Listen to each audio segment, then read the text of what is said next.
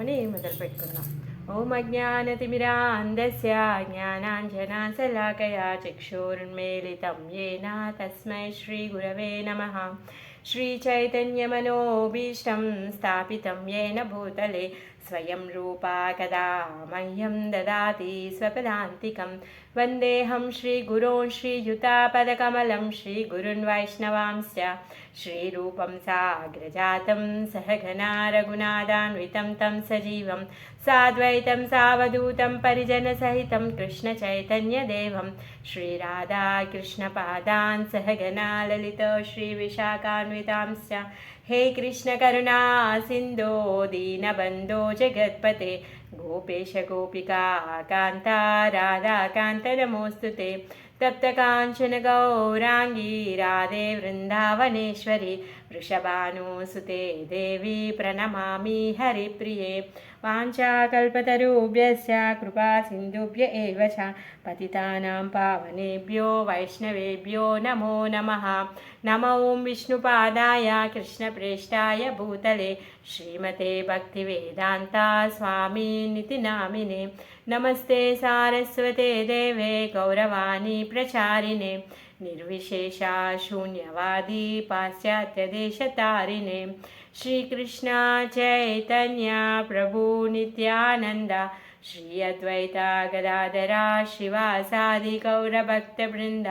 हरे कृष्ण कृष्ण कृष्ण हरे हरे हरे राम राम राम हरे हरे.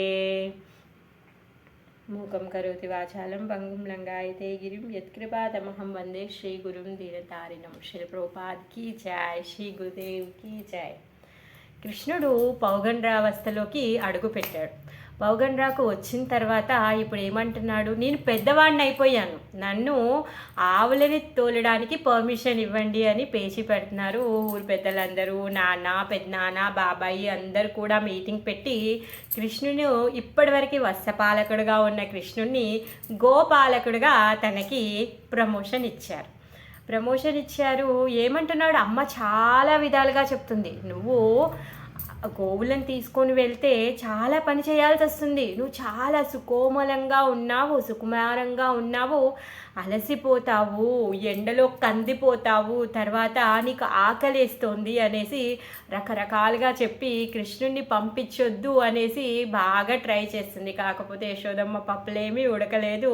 కృష్ణుడు ఏమంటున్నాడు, అంటే నువ్వు కష్టం అంటున్నావు, ఏం కష్టం అవుతుంది, ఎండేం చేస్తుంది, నన్నేం చేయదు, నేను ఎంత బలవస్తుంది అంటే ఆ రెండు పెద్ద చెట్లను నేనే పడేశాను, నీకు తెలీదా, శకటాన్ని నేనే విరక్కొట్టా, నీకు తెలీదా అనేసి చెప్తూ ఉన్నాడు అనమాట. ఇంకా ఏమంటున్నాడు, ఎండ నాకు అసలు తలగదు అంటున్నాడు. కష్టం ఎక్కడుంది, కష్టం లేదు, నేను ఎంజాయ్ చేయడానికి వెళ్తున్నానమ్మా. అక్కడ వంశీవటం అనే పెద్ద వృక్షం ఉందంట, అక్కడికి వెళ్ళి నేను వేణువును వాయిస్తాను, నా ఫ్రెండ్స్తో కలిసి ఆడుకుంటాను, కష్టం కాదు, నేను ఎంజాయ్ చెయ్యాలి, నేను ఆనందించడం కోసం, సుఖపడడం కోసం వెళ్తున్నాను అంటే నువ్వు కష్టం అంటున్నావు, ఆకలి అంటున్నావు, ఆకలిస్తే ఏం చేయాలో తెలీదా, ఏం ప్యాక్ చేసేయాలో నీకు తెలీదా, ఇన్నిసార్లు ఆకలిస్తుంది అంటావు అనేసి అంటున్నాడు. ఆ విధంగా ఏం చెప్తాడు, నాకు మంచి అన్నము ఇంకా పెరుగు కట్టివు, నేను తింటాను అనేసి చెప్తాడు. సో పర్మిషన్ దొరికింది. ఇప్పుడు కృష్ణ, బలరాములు, మిగిలిన స్నేహితులందరూ కూడా ఈ గోవులను తీసుకొని, గోవులతో పాటు ఇన్ని రోజులు తీసుకెళ్ళిన వత్సాలు, ఆ తర్వాత పెద్ద పెద్ద గోపులు అందరూ కలిసి కూడా ఈ వనానికి వెళ్తున్నారనమాట.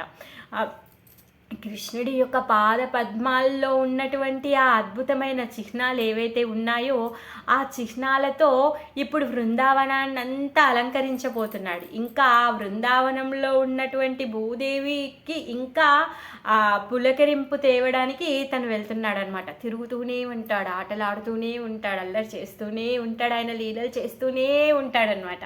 ఇంకా అందరూ భోజనం తీసుకున్నారు, వెళ్తున్నారు. అందరూ కొంచెంగా నెమ్మదిగా వనంలోనికి ప్రవేశిస్తున్నారనమాట. ప్రవేశించేటప్పుడు బృందావనము పరమ అద్భుతంగా చాలా సౌందర్యంగా ఉందంట. కృష్ణుడి కోసము స్వాగతం చెబుతున్నట్టుగా ఉందంట. అక్కడ ఉన్నటువంటి సెలయేల్లో రకరకాల రంగులు కలిగినటువంటి పద్మాలు ఉన్నాయంట కృష్ణుడికి బలరాముడికి స్వాగతం పలకడానికి. ఆ విధంగా అక్కడ భ్రమరాలు, తర్వాత తేనెటీగలన్నీ కూడా జూనాదం చేస్తూ జూంకారం పలుకుతూ అవి తిరుగుతూ ఉన్నాయంట. అక్కడ ఉన్నటువంటి హంసలు కలహం చేస్తూ, హంస కలహం అంటారు కదా, ఆ విధంగా కలకలారావాలు చేస్తూ అక్కడ ఉన్నాయంట. ఇంకా పక్షులు, తర్వాత అక్కడ ఉన్నటువంటి పశువులు అన్నీ కూడా చాలా పరమ అద్భుతంగా ఉన్నాయి. మరి ఎప్పుడైతే ఈ కృష్ణ బలరాములు వెళ్తూ ఉన్నారో అప్పుడు వీళ్ళతో పాటుగా పక్షులు, పశువులు అన్నీ కూడా వెళ్తున్నాయి అన్నమాట. అయితే వెళ్ళేటప్పుడంట అక్కడ నించొని చెట్లు ఏం చేస్తాయి, చెట్లు నించొని ఉంటాయి, పాపం అవి వెళ్ళలేవు కదా. చెట్లు, పొదలు, తీగలు ఇవన్నీ కూడా ఏడుస్తున్నాయంట. అయ్యో మేము కృష్ణుడితో వెళ్ళలేకపోతున్నామే అని చెప్పేసి అవి ఏడుస్తున్నాయంట. ఏడుస్తూ వాళ్ళ యొక్క మాధుర్య ప్రేమని కారుస్తూ ఉన్నాయంట. ప్రతి చెట్టు, పొద, తీగ అన్నీ కూడా వాళ్ళ వాళ్ళ యొక్క ఫలాలని, పుష్పాలని అలా కృష్ణ బలరాముల యొక్క పాదాలకి అర్పిస్తున్నాయంట.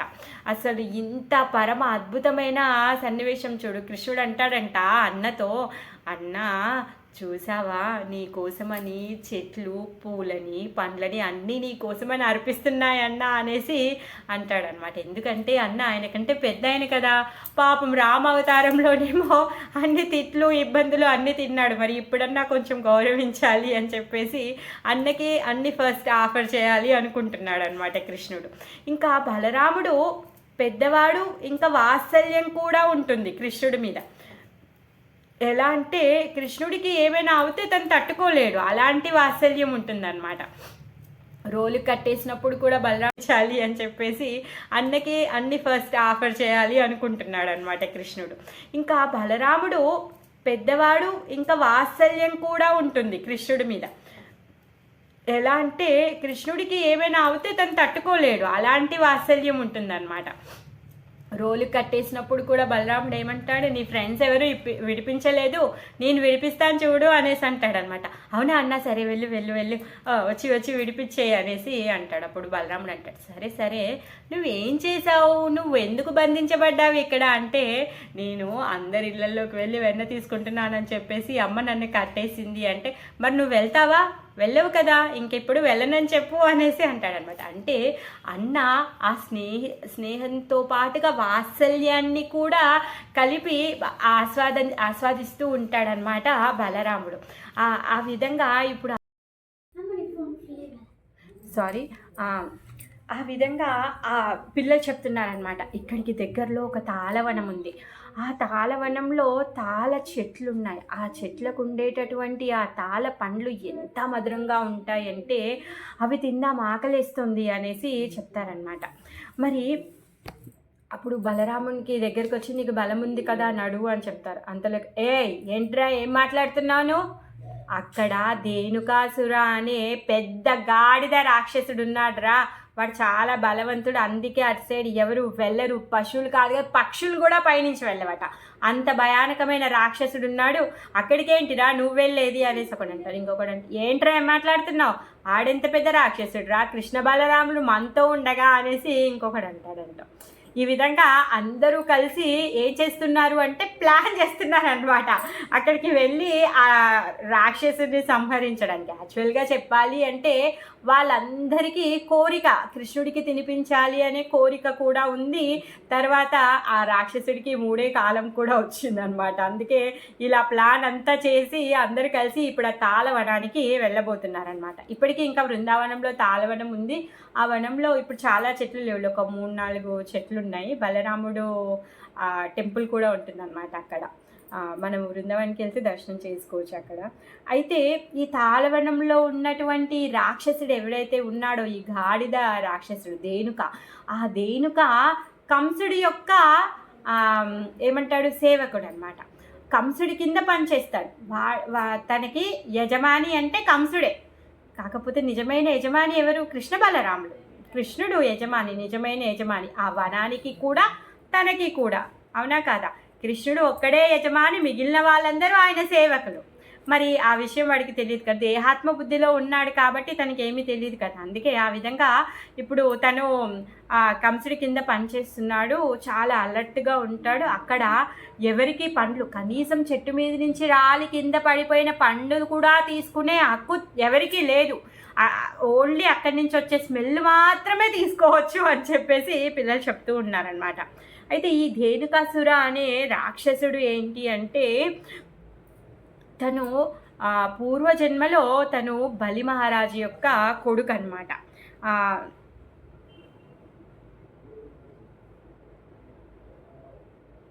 ఆయన పేరు సాహసిక.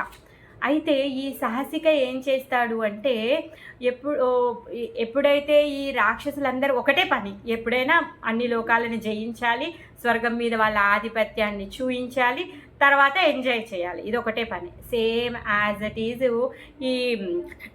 ఈ సహిక కూడా తను ఏం చేస్తాడు అంటే, ఎప్పుడైతే అన్ని లోకాలని జయించేసిన తర్వాత స్వర్గం నుంచి తను రిటర్న్ వస్తుంటాడనమాట. అబ్బా ఇంకా చాలా యుద్ధం చేశాను, అలసిపోయాను, ఇప్పుడు నేను ఎంజాయ్ చేయాలి అనేసి అనుకుంటాడనమాట. అనుకొని తను ఏం చేస్తాడంటే, తనతో పాటు కొంతమంది సైనికులని ఇంకా అందమైన అమ్మాయిలని తీసుకొని, అందమైన అమ్మాయిలంటే ఒక 10,000 మంది అమ్మాయిలు ఉంటారంట. ఆ అమ్మాయిలను తీసుకొని గంధమాదన పర్వతానికి వెళ్తున్నాడు. ఆ గంధమాదన పర్వతానికి వెళ్ళి అక్కడ పార్టీ చేసుకొని ఎంజాయ్ చేద్దాము అనేసి ప్లాన్ అనమాట. అలా స్వర్గలోకాన్ని నుంచి వస్తూ ఉంటే ఆ స్వర్గంలో ఉన్నటువంటి తిలోత్తమని చూసి, ఆమె చాలా పరమ అద్భుతంగా పరమ సౌందర్యవతి అంట. ఆమె నడక, ఆమె మాట, ఆమె చూపు, ఆమెను చూసి పడిపోయాడనమాట. ఆ విధంగా ఆమెను కూడా తీసుకొని వస్తాడనమాట. మరి ఇప్పుడు ఆయన రాజయ్యాడు కాబట్టి తను మాత్రం ఏం చేస్తుంది, ఇంకా ఆయన వెనుక రావాల్సి వచ్చిందనమాట. ఇక ఆమెను తీసుకొని ఈ గంధమాదన పర్వతం దగ్గరికి వస్తున్నారు. ఆ గంధమాదన పర్వతంలో ఒక గుహ ఉంటుంది. ఆ గుహలో దుర్వాస మహర్షుల వారు తపస్సు చేసుకుంటున్నారు. ఈ సైక ఏం చేశాడు, తిలోత్తమతో చెప్తాడు, నువ్వు రా నాతో, ఇక్కడ ఒక గుహ ఉంది గంధమాదన పర్వతం మీద, ఆ గుహలోకి వెళ్దాం, మన ఇద్దరం ఎంజాయ్ చేద్దాము అనేసి చెప్తాడనమాట. మరి అక్కడికి వెళ్ళేటప్పుడు దారిలో వీళ్ళిద్దరూ ఇకలు పక్కపక్కలు, తర్వాత ఒకరినొకరు కౌగలించుకోవడం అలా వెళ్తూ ఉంటారనమాట. ఆ గుహలోకి వెళ్తూ ఉంటే దుర్వాసుడు వచ్చేసి అప్పుడు తిడతాడనమాట, అసలు మీకేమైనా బుద్ధి ఉందా, మీరు గాడిదల్లాగా ప్రవర్తిస్తున్నారు, గాడిదలు అయిపో అనేసి తను శపిస్తాడనమాట. అంతలోకే ఈ తిలోత్తమ ఏంటంటే అలర్ట్ అయిపోతుంది అనమాట. అమ్మో నాకు ఎక్కడ శాపం వచ్చేస్తుంది అని చెప్పేసి పాదాల మీద పడి, ప్లీజ్ నన్ను క్షమించండి, నేను బుద్ధి తక్కువ, నేను స్త్రీని కదా, నాకు బుద్ధి లేదు, నాకు బుద్ధి లేని దాన్ని, హీనురాల్ని, అది ఇది అని చెప్పేసి పాపం ప్రాధేయపడుతుంది అనమాట. కాకపోతే దుర్వాస మహర్షి ఆమెకి కూడా శాపాన్ని ఇస్తాడు, ఆమెనేమి వదిలిపెట్టాడు. ఈ సైకకేమో నువ్వు గాడిదవైపో అనేసి చెప్తాడనమాట. ఇంకా తనంటాడు, అయ్యయ్యో నేను గాడిదనైపోతే ఎలా, ఏదన్నా మార్గం చెప్పండి అనేసి అంటే, సరే నువ్వు నార్మల్ గాడిదవి ఏం కావు, నువ్వు స్పెషల్ గాడిదవి అవుతావు. ఎలా అంటే ఆ బృందావన ధామంలో గాడిదవి అవుతావు. ఇప్పుడు ఎక్కడో ఉన్నదానికి బృందావనంలో ఉన్నదానికి ఎంత తేడా లేదా, అలా నువ్వు బృందావనంలో గాడిదవి అవుతావు అనేసి చెప్తాడు. ఇంకొకటి ఏంటి అంటే, భగవంతుడి చేతిలో నీకు చావు లేదు. ఎందుకంటే మీ తాత ఎవరైతే ఉన్నారో ఆ తాతకి ఆల్రెడీ కృష్ణుడు వరాన్ని ఇచ్చాడు, మీ వంశంలో ఉన్న వాళ్ళని నేను సంహరించను అనేసి కృష్ణుడు చెప్తాడు. ప్రహ్లాద మహారాజ్కి నరసింహస్వామి వరాన్ని ఇస్తాడు. మరి ప్రహ్లాదుడి యొక్క మనవడే బలిచక్రవర్తి కొడుకు ఈ సమీక. ఆ విధంగా నువ్వు రక్షింపబడతావు అనేసి చెప్తాడు. కాకపోతే ఈ బలరాముడు చేతిలో నువ్వు చనిపోతావు, కానీ నీకు ముక్తి దొరుకుతుంది అనేసి చెప్తాడనమాట. అలా ఈ సైక ఏమవుతుందంటే గార్ధాబ రాక్షసుడు అయిపోతాడు. తను వెళ్ళి ఎక్కడుంటాడు, బృందావనంలో ఉంటాడు. అది కంసుడి యొక్క కింద తను పనిచేస్తూ ఉంటాడనమాట. మరి ఈ తిలోత్తమ ఏమైంది అంటే, తిలోత్తమ ఒక రాక్షసి అయిపోతుంది. ఈ రాక్షసి తను బాణాసురుడి యొక్క కూతురులాగా పుడుతుందనమాట. కృష్ణుడి యొక్క మనవడితో ఈ బాణాసురుడి కూతురు పెళ్ళి అవుతుంది. నువ్వు ఆ విధంగా కృష్ణుడి యొక్క మనవడితో పెళ్లి చేసుకునే అదృష్టం నీకు వస్తుంది, ఆ విధంగా నువ్వు కూడా తరింపబడతావు అనేసి చెప్తాడనమాట. ఈ విధంగా ఈ రాక్షసుడు ఇప్పుడు ఇక్కడికి వచ్చేసారు. ఇక పిల్లలందరూ కలిసి ఏం చేస్తున్నారు, బలరాముడిని కృష్ణుడిని ప్రిపేర్ చేశారు, ఇప్పుడు తాళవనానికి వెళ్దాము అనేసి. అక్కడున్న పండ్లను ఆరగించాలి అనేసి. ఆ తియ్యటి వాసనకి మేము అట్రాక్ట్ అయిపోయాము అనేసి చెప్తుంటారనమాట పిల్లలు. ఆ విధంగా వీళ్ళందరినీ తీసుకొని వెళ్తుంటారనమాట.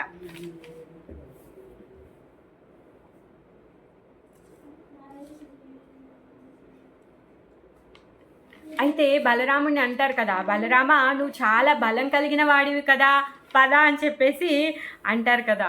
సో ఇంకా బలరాముడు, కృష్ణుడు, పిల్లలు అందరూ కూడా నెమ్మదిగా వనంలోనికి వస్తున్నారు. అసలు ఆ వనం సైడ్ ఎవరు వెళ్ళరంట. పశువులు, పక్షులు, కీటకాలు కూడా వెళ్ళవంట ఆ గార్ధాబ రాక్షసుని చూసి భయపడి. మరి అలాంటి ప్రదేశానికి పిల్లలందరూ వస్తున్నారనమాట. బలరాముడు ఆ 10 ఏనుగుల బలము చూయించి ఒకేసారి అక్కడున్న ఒక పెద్ద తాళ వృక్షాన్ని పట్టుకొని గట్టిగా ఊపేస్తాడనమాట. ఆ పై నుంచి జర జర జర జర జర జర అని అన్ని పండ్లు రాలిపోతాయన్నమాట.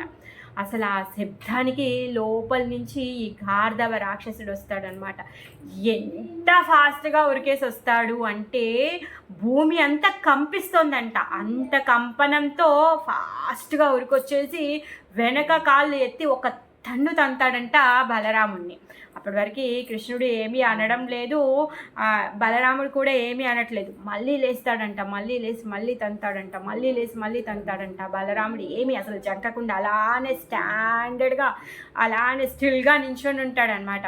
మరి ఇంకా కొంచెం సేపు చూసి బలరాముడు ఏం చేస్తాడంటే, అరే ఆగురా అని చెప్పేసి వెనక 2 కాళ్ళని 2 చేతులతో పట్టుకొని గిరా గిరా గిరా గిరా గిరా తిప్పేసి గట్టిగా ఆ తాళ వృక్షం, ఆ పెద్ద వృక్షం మీదకి విసిరేస్తాడంట. ఆ గార్ధవ రాక్షసుడు ఎప్పుడైతే దాని మీద పడేస్తాడో ఆ చెట్టుకున్న పండ్లన్నీ, కొమ్మలన్నీ అన్నీ పటపటా విరిగిపోతాయి. ఆ చెట్టు కూడా విరిగిపోతుంది అనమాట. ఆ చెట్టు ఇంకో చెట్టు మీద పడుతుంది, ఆ చెట్టు ఇంకో చెట్టు మీద పడుతుంది, ఆ చెట్టు ఇంకో చెట్టు మీద పడుతుంది. ఆ విధంగా ఆ తాళ వృక్షాలన్నీ ఒకటొకటి విరిగిపోతూ ఉంటాయి అన్నమాట. ఇంతలోకే మిగిలిన ఎన్నో ఈ గార్ధవ రాక్షసులు ఉన్నారనమాట. ఈ ధేనుకాసురులు ఎన్నో రకరకాల సైజుల్లో, రంగుల్లో ఇవన్నీ ఉరికొస్తాయంట. ఉరికొచ్చి అటాక్ చేయడానికి రాగానే కృష్ణుడు కూడా వచ్చి ఈ కృష్ణ బలరాములు ఇద్దరూ కలిసి ఆ గార్ధాబాలని పట్టుకొని చేతితో పట్టుకొని గిరా గిరా తిప్పేసి అన్ని రాక్షసులని సంహరించి విసిరి పడేస్తారనమాట. ఆ విధంగా అందరినీ సంహరించేస్తారు. తర్వాత ఎందుకంటే కంసుడు ఆయన ఆధ్వర్యంలో పెట్టుకున్నాడు. ఎలా అంటే అక్కడ కింద పడిన పండు కూడా ఎవరు తీసుకోకూడదు, ఆ పండ్లు కూడా అన్నీ ఎత్తి కంసుడికే పంపించాలి, అలా పెట్టేవాడు అనమాట. దీంతో ఇప్పుడు ఈ గార్ధబ రాక్షసుడు తను ముక్తుడు అయిపోతాడు. తర్వాత ఈ పిల్లలందరూ కూడా కూర్చొని ఆ పండ్లని తీసుకొని తింటారనమాట. తీసుకొని తిని కొన్నింటిని ఇంటికి తీసుకెళ్ళడం చేస్తూ ఉంటారనమాట. మరి ఎప్పుడైతే బలరాముడు వచ్చి మనని కదిలిస్తాడో అప్పుడు మన లోపల ఉన్నటువంటి ఏదైతే ఈ శరీర భావన అంటే మనము మన యొక్క గుర్తింపు ఎలా ఉంది, నేను, నాది, నేనంటే పలానా అని ఉంటుంది కదా.